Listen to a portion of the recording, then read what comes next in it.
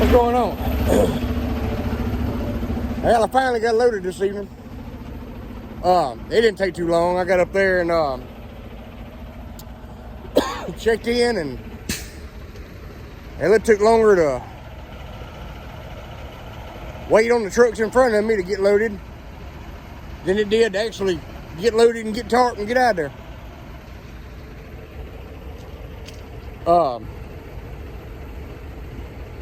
I'm down here at Post Falls now. Post Falls, Idaho at the Flying J, at the Loves. And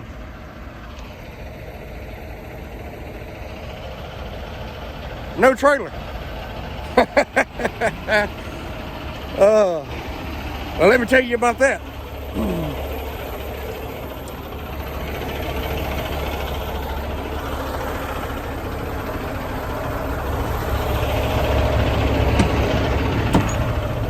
Shit. So, I was coming down 395, coming back to Post Falls to get me a shower and all that. And there was a bobtail truck beside me. And somebody jumped out the passenger side and jumped on my catwalk between my truck and trailer and unhooked my trailer.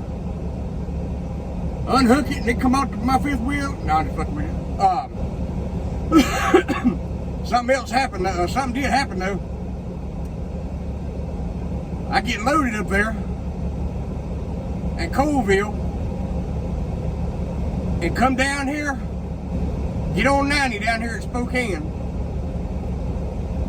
and I'm coming east on 90, coming over here to where I'm at now to Post Falls to I keep on wanting to say Flying J, shit, to the Loves, so I can weigh out, get me a shower, and I was just gonna stay right here tonight because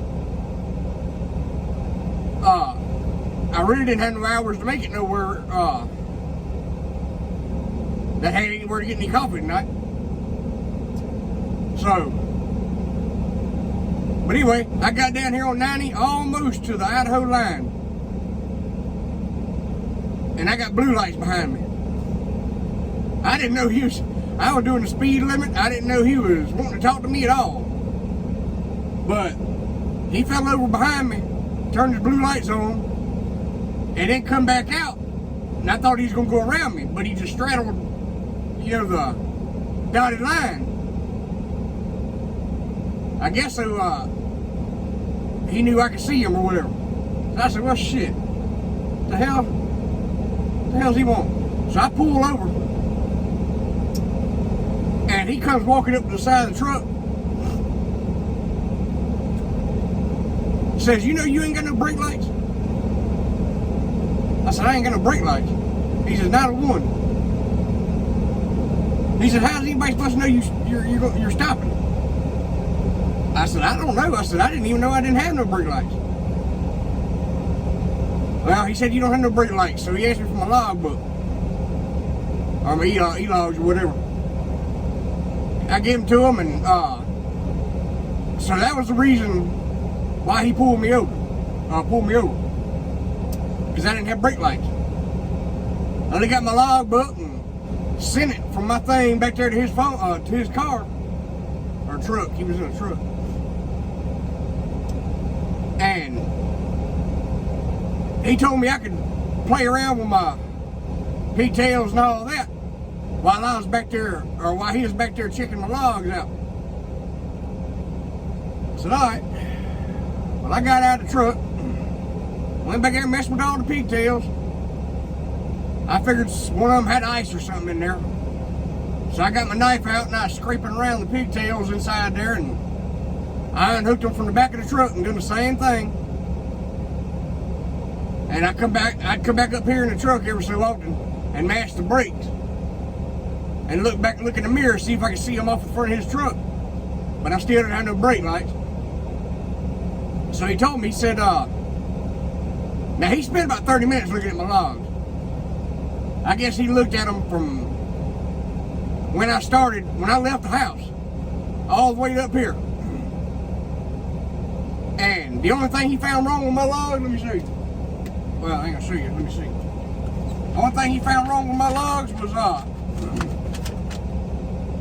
well, that's what he stopped me for. Stop lamp violations. No brake lights on trailer at time of inspection. Inoperable tail lights. But my logbook, he got me for false report of driver's record of duty status. False log on today's date. Driver's logbook shows him traveling from Colville, Washington to Liberty Lake, Washington in a distance of 86 miles in 1 hour. His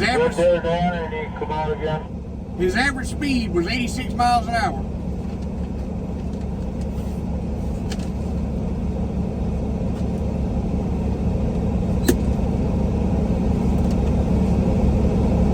Average speed, 86 miles an hour. Took me 1 hour to get from up there to down here. There's a couple things wrong with that. For one, my truck don't go 86 miles an hour unless it's going downhill.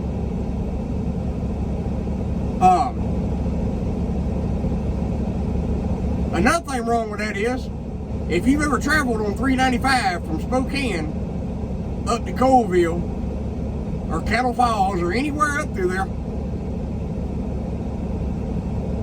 you barely even get the down speed limit. As much traffic is on that highway. And another thing is, my truck's got a tracker. So my boss man in the morning, I'm gonna call him in the morning, he can look at my tracker to see how fast I was going. And I never even got, the speed limit 60 up through there for trucks. And I guess everybody else.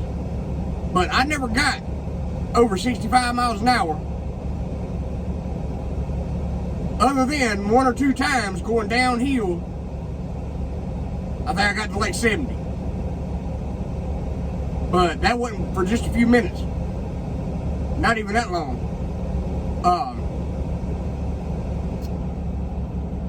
But the DOT officer did say that he has traveled that route several times.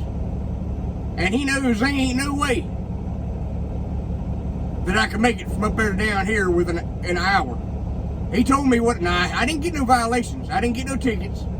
Nothing like that. He didn't give me any kind of ticket. But he did tell me that I need to get a hold of my company and tell them that they need to figure out what's wrong with these ELDs. Because he said that in his opinion, it was an ELD fault. Because I started driving. I showed driving as soon as I pulled out of Colville, the lumber place up there. I started driving. And it was way over an hour. Shit, it was damn near, it was probably 2 hours when I left up here to get down here. Where's my phone? Well, I'm on the son of a bitch. But yeah, it took me nearly 2 hours to get down from up there to down here. But the reason why I ain't got no trailer right now is because whenever we was on the side of the interstate over here, right before you get to the Idaho line, he told me I had a couple options. He said he wasn't gonna give me no citations, but to get me off the side of the interstate, because I ain't had no brake lights, he was gonna give me a couple options. He could either follow me to the Albertsons grocery store, so I could pull in the parking lot, or he could follow me down to the Peterbilt and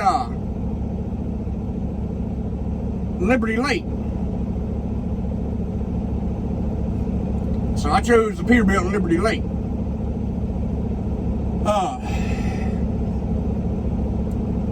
I started to sit there and wait for a little bit and then just come on over here, because this is where I was coming to tonight anyway. But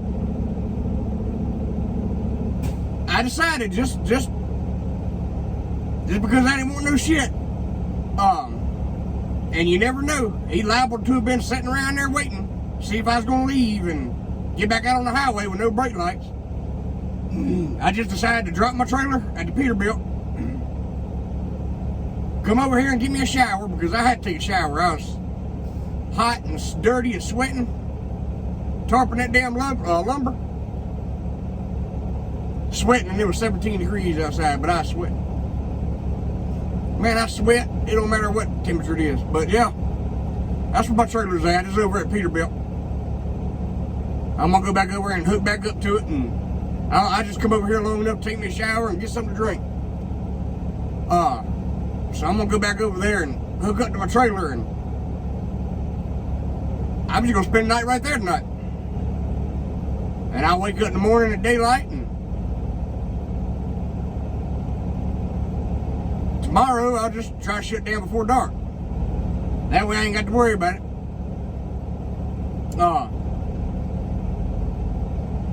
I think it's just a fuse though, so what I'm gonna do, I ain't gonna mess with it tonight, but tomorrow I'm gonna stop and check all these damn fuses. Because there's got to be a,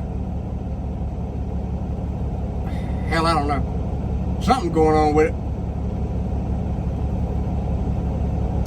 It's got to be, I feel like it's got to be a fuse. But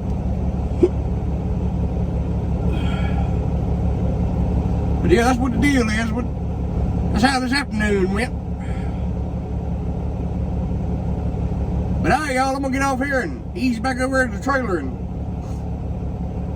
hook back up to it. So I'll holler at y'all tomorrow. Y'all be soon.